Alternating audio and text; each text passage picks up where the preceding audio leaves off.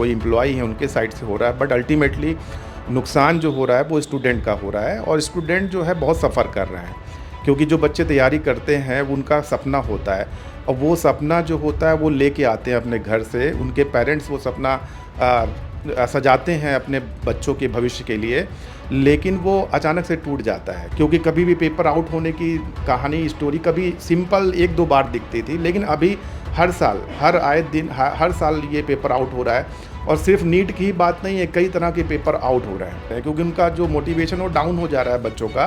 तो अच्छे से पढ़ाई करके ना डॉक्टर बन पा रहे हैं, ना इंजीनियर बन पा रहे हैं। अल्टीमेटली जो है, जो होना चाहिए था फ्यूचर, वो फ्यूचर नहीं बन पा रहा है। तो इसके ऊपर गवर्नमेंट को स्ट्रिक्ट एक्शन लेना चाहिए। पेपर कहीं से भी आउट हो रहा है तो वो पेपर क्यों आउट हो रहा है भाई?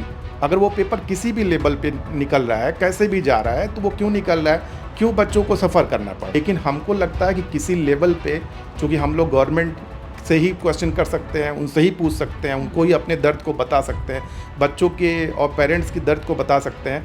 तो गवर्नमेंट को ज़रूर इसके ऊपर संज्ञान लेना चाहिए और बहुत ही स्ट्रिक्ट एक्शन लेना चाहिए। हम बार बार बोल रहे हैं, स्ट्रिक्ट एक्शन लेना चाहिए कि जिस लेवल पे भी पेपर आउट हो रहा है उसको ख़त्म करना है।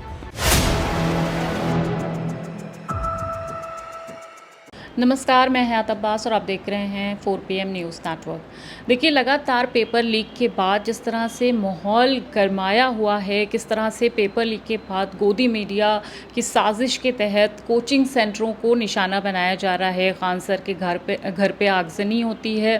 मतलब साफ तरह से देखा जाए तो जो गोदी मीडिया है वो उनको एकदम सरकार के ऊपर इल्ज़ाम सरकार से सवाल ना पूछकर बल्कि कोचिंग सेंटर पे इल्ज़ाम थोपना चाहते हैं।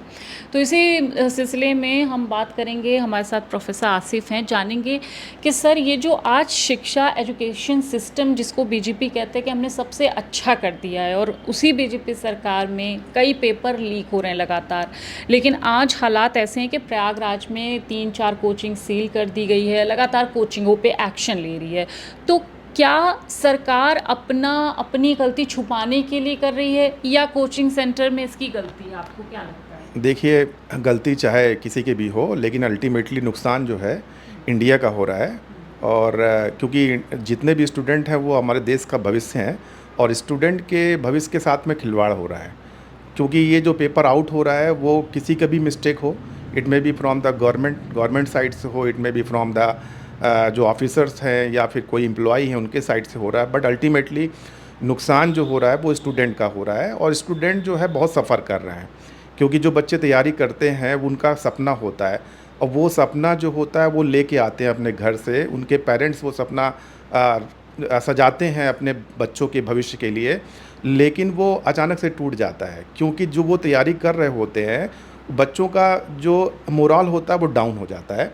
अचानक से बच्चे जो हैं बिल्कुल से फिर से उसी लेवल पे आ जाते हैं। उनका मेंटल स्टेटस ऐसा हो जाता है कि वो आगे कुछ कर नहीं पाते हैं। तो देखिए, इसमें गलती किसकी है किसकी नहीं है, ये एज ए टीचर हम लोग इसके पीछे नहीं जाने वाले हैं। हम लोग सिर्फ ये जानते हैं कि हम लोग बच्चों को पढ़ाते हैं और पूरे मन से पढ़ाते हैं। हम इस संस्था में क्वांटम कोचिंग में हम लगभग 20 साल से पढ़ा रहे हैं। इससे पहले हम सीपेट कॉलेज में असिस्टेंट प्रोफेसर थे।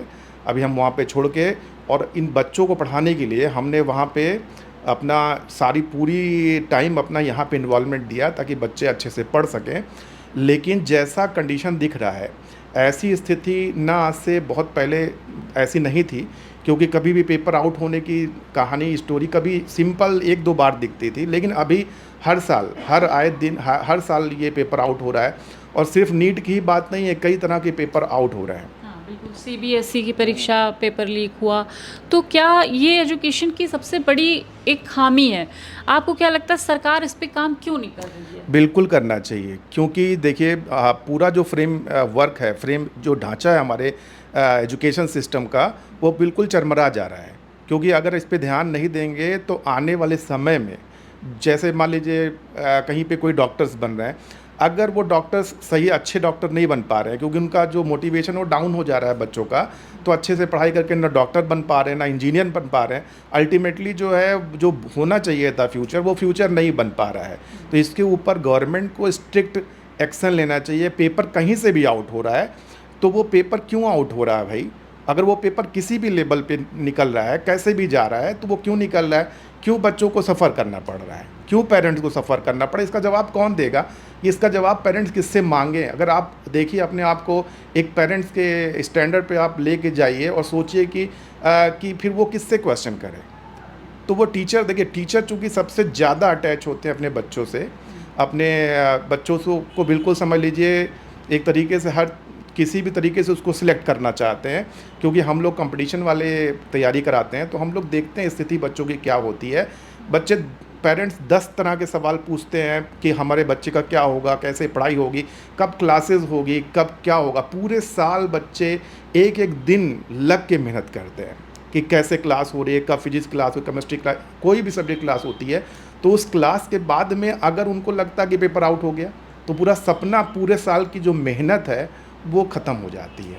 देखिए, आपने कहा आप बच्चों से बहुत करीब होते हैं और बच्चों के पेरेंट्स को भी जानते हैं, तो लगातार जब पेपर लीक हो रहा, आज सिर्फ नीट का नहीं बल्कि सीबीएसई तमाम और परीक्षाएं भी पेपर लीक हुआ है, तो उनके पेरेंट्स का आपके साथ बातचीत जब होती है तो क्या लगता है कि वो क्या सोच रहे हैं, उनको कितना हर्ट होता है? अब ये समझ लीजिए कि बिल्कुल टूट चुके होते हैं पेरेंट्स। ऐसे बच्चे जो 4-5 साल से तैयारी कर रहे होते हैं या फिर अच्छा खासा टाइम बिता चुके होते हैं और उनको जब मालूम पड़ता है कि अब की बार मेरा सिलेक्शन होने वाला है, क्योंकि ये फीलिंग आ जाती है। हम लोग भी बोल देते हैं कि बच्चे आप तैयारी कर रहे हो 4 साल से, आप टेस्ट देते हो यहाँ पे, इस बार आपका होना पक्का है, और फिर भी उनको लगता है कि हाँ हमारा पेपर आउट हो गया, तो फिर उनके मन से आप पूछिए, आप खुद सोच सकते हैं।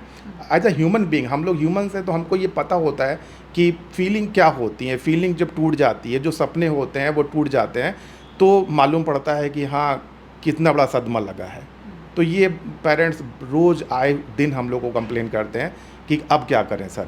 अब वो क्वेश्चन का कोई आंसर हमारे पास भी नहीं है, और लेकिन हमको लगता है कि किसी लेवल पे, चूँकि हम लोग गवर्नमेंट से ही क्वेश्चन कर सकते हैं, उनसे ही पूछ सकते हैं, उनको ही अपने दर्द को बता सकते हैं, बच्चों के और पेरेंट्स की दर्द को बता सकते हैं। तो गवर्नमेंट को ज़रूर इसके ऊपर संज्ञान लेना चाहिए और बहुत ही स्ट्रिक्ट एक्शन लेना चाहिए। हम बार बार बोल रहे हैं, स्ट्रिक्ट एक्शन लेना चाहिए कि जिस लेवल पे भी पेपर आउट हो रहा है उसको ख़त्म करना है।